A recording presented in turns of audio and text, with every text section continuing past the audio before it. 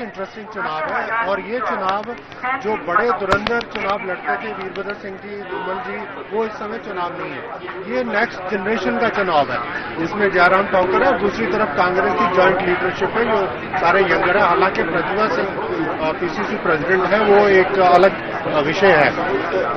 और इस चुनाव में जिस तरह से बीजेपी ने काफी सारे अपने कैंडिडेट बदले हैं और उसका नतीजा ये हुआ कि काफी रिबेल खड़े हुए हैं। मुझे लगता है कि बीजेपी को एक सबसे बड़ा चैलेंज ये है अभी जो सिनेरियो में है उसमें ये भी आ रहा है कि 4 इंडिपेंडेंट्स भी लीड कर रहे हैं और उसमें से मुझे लगता है कि बीजेपी के ये हैं, तो बीजेपी के लिए एक चैलेंज है। हालांकि बीजेपी बहुत अच्छी फाइट दे रही है। हाँ, अच्छी फाइट है। मेहता जी रणवीर होंगे आपके आगे चल रहे हैं। बिल्कुल बिल्कुल, हिमाचल प्रदेश में रिवाज जारी रहने वाला है, राज बदलने वाला है।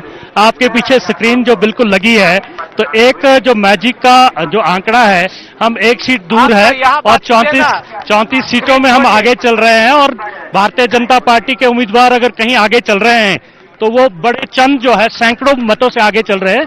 जैसा कि आपने पहले बताया कि 5 राउंड की काउंटिंग अभी हुई है, तो अभी बहुत सारा उलटफेर होना बाकी है और हमें पूरी उम्मीद है जो 35 का आंकड़ा तो हम जादुई आंकड़ा छुएंगे, लेकिन 40 के पार जो है इस बार जरूर जाएंगे और सत्ता परिवर्तन हिमाचल प्रदेश में होगा। रशीमदर जी 40 पार अभी भी कह रहे हैं। बड़े किसको बोलते ना गुमा में है कांग्रेस के मेरे भाई, लेकिन मैं इतना ही कहना चाहूंगी कि विश्वास विकास की जो राजनीति है वो भारतीय जनता पार्टी ने ही की है और आने वाले समय में जो रिवाज है वो आपको कुछ ही घंटों के बाद पता लगेगा।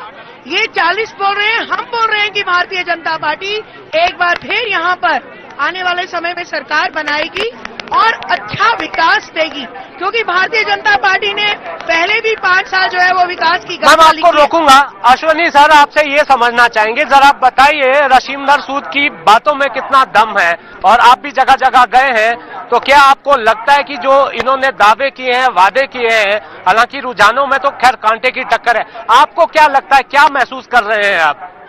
देखिए, एक चीज मैं ये कहूंगा जो मेरा अपना एक्सपीरियंस है, इस समय जो इतिहास है, हिस्ट्री है जो कांग्रेस के साथ है कि हिमाचल प्रदेश में एक जो ट्रेंड रहा है कि हर 5 साल के साथ बदलाव की एक स्टोरी लिखी जाती है। बट इस समय जैसे मैं कह रहा था, इस समय सिनेरियो कुछ और है। बीजेपी इतनी कमजोर नहीं है, बीजेपी ने बहुत अच्छे से चुनाव लड़ा है और सबसे ज्यादा प्राइम मिनिस्टर नरेंद्र मोदी का जो इम्पैक्ट रहा है, प्राइम मिनिस्टर नरेंद्र मोदी जी ने लास्ट मोमेंट पे एक ओपन लेटर इश्यू किया हिमाचल में कि अगर आपको विकास को जारी रखना है तो मुझे वोट देना पड़ेगा।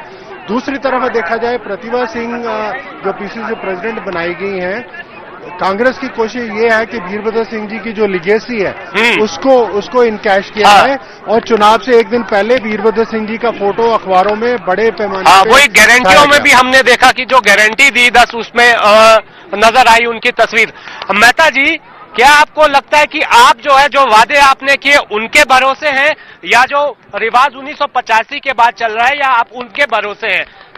देखिए, हिमाचल प्रदेश में जो चुनाव है वो विभिन्न मुद्दों पर है और आप देखेंगे जिस तरह से वीक गवर्नेंस यहाँ पर रही, भ्रष्टाचार आप कोविड के टाइम देखेंगे, वो पूरे वर्ल्ड में जब त्राही मची थी तो हिमाचल प्रदेश में जो भ्रष्टाचार कोविड के टाइम हुआ भारतीय जनता पार्टी की सरकार की, वहाँ तत्कालीन जो उनके प्रदेश के जो भारतीय जनता पार्टी के अध्यक्ष थे उनके कुछ लोगों के उसमें नाम आए, भ्रष्टाचार हो गया।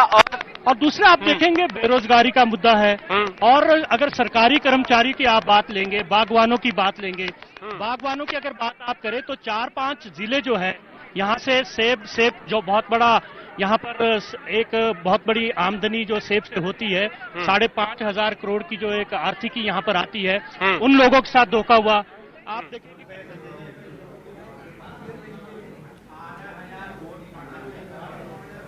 तो बिल्कुल देखिए पल पल की तस्वीर बदल रही है। हालांकि हिमाचल में बीजेपी ने एक तरह से खाता खोल लिया है, कांग्रेस के खेमे में भी इंतजार किया जा रहा है और इस वक्त कई अपडेट हिमाचल से आ रहे हैं क्योंकि अब जो रुझान है वो नतीजों में बदलना शुरू हो गए हैं, आगे और पीछे यानी लीड का यहाँ पर अब एक सिलसिला शुरू हो गया है। और इस वक्त क्या कुछ अपडेट आ रहा है, कुछ बड़े अपडेट हिमाचल से? अभी हमीरपुर से जो है निर्दलीय विधायक निर्दलीय हैं आशीष शर्मा, जो कि लगभग जीत कगार पे हैं, अभी कंफर्म नहीं हुआ है। और दूसरे हैं तो हमीरपुर से कुछ देर में तस्वीर साफ हो जाएगी। हमीरपुर की अगर हम बात करें तो हमीरपुर में तस्वीर साफ होने वाली है। 6 राउंड की यहाँ पर काउंटिंग पूरी हो चुकी है। उसामा, क्या कुछ अपडेट है इस वक्त? नहीं, अभी अपडेट से हमारे पास लगातार आ रहे हैं और ज़्यादातर कैंडिडेट जो है जो उसके हवाले से है, कुछ बीजेपी के और कुछ कांग्रेस के जो बढ़त बनाए हुए हैं। 2 सीट बीजेपी जीत चुकी है, आपने बता ही दिया है। उसके अलावा जो है मंडी से गुरमानिया भी जो है राजेश दरवीन जो है वो 25,000 वोट से आगे चल रहे हैं बीजेपी कांग्रेस के। कहाँ से? बिलासपुर से? बिलासपुर के गुरमरवीन से। ठीक है। हाँ, राजेश दरवीन। राकेश जो है वो 25,000 वोटों से इस वक्त लीड लिए हुए हैं कांग्रेस के। क्या कुछ अपडेट है आपके पास इस वक्त हिमाचल से रिलेटेड? मनाली विधानसभा से गोविंद सिंह ठाकुर बीजेपी के पीछे चल रहे हैं। अभी काफी समय से ये आगे चल रहे थे, लेकिन अभी बीजेपी के गोविंद सिंह ठाकुर जो है मनाली विधानसभा से भी पीछे चल रहे हैं। चलिए ठीक है, क्या कुछ अपडेट आपके पास? लाहौल स्पीति से कांग्रेस के उम्मीदवार रवि ठाकुर बेहद करीब पहुंच चुके हैं जीत के अभी, लेकिन जो आंकड़े हैं वो साफ नहीं हुए। बहुत जल्द इसका नतीजा सामने आ जाएगा। तो बिल्कुल लाहौल स्पीति से कुछ देर में नतीजा आ सकता है और हमीरपुर से कुछ देर में नतीजा आ सकता है। ये 2 सीटें बहुत अहम हैं।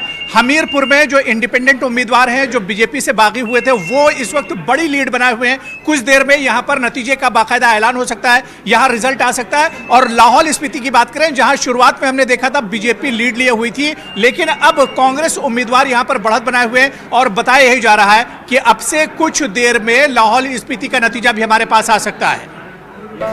में नतीजा जैसी आते हैं हम उसका भी रुख करेंगे, लेकिन इस बीच जिक्र यह भी है कि निर्दलियों के ऊपर कितना बीजेपी रिलाई कर सकती है। बीजेपी तभी निर्दलियों की तरफ देख सकती है अगर उसके पास इतने नंबर हो कि निर्दलियों को साथ मिला के सरकार बन जाए। लेकिन अगर दूसरी तरफ कांग्रेस ने बिल्कुल क्लियर जो अभी 36 का आंकड़ा अगर यही कन्वर्ट हो जाता है जीत में, तो फिर तो पिक्चर बात ही अलग हो गई। फिर तो सीधा सरकार कांग्रेस की। बिल्कुल, और क्योंकि निर्दलियों को लेकर ही भाजपा का जो पेच है वो काफी हद तक अटका हुआ है।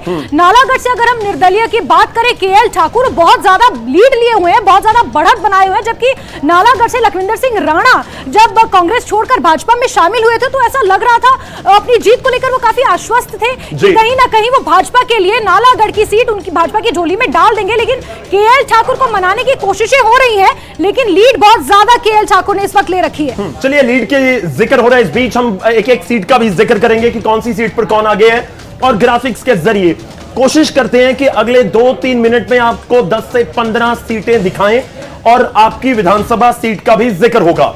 अगर सोशल मीडिया के जरिए आप हमारे साथ हैं, न्यूज़ 18 हिमाचल का पेज इस समय अगर आप देख रहे हैं तो कमेंट कीजिए उसके ऊपर, मैं आपका नाम लेकर आपकी सीट का हाल बताऊंगा। तो आप न्यूज़ 18 पेज के ऊपर भी कमेंट कर सकते हैं और इस बीच एक एक करके ग्राफिक जरूर आएंगे और हम देखने की कोशिश करेंगे कि कौन आगे कौन पीछे।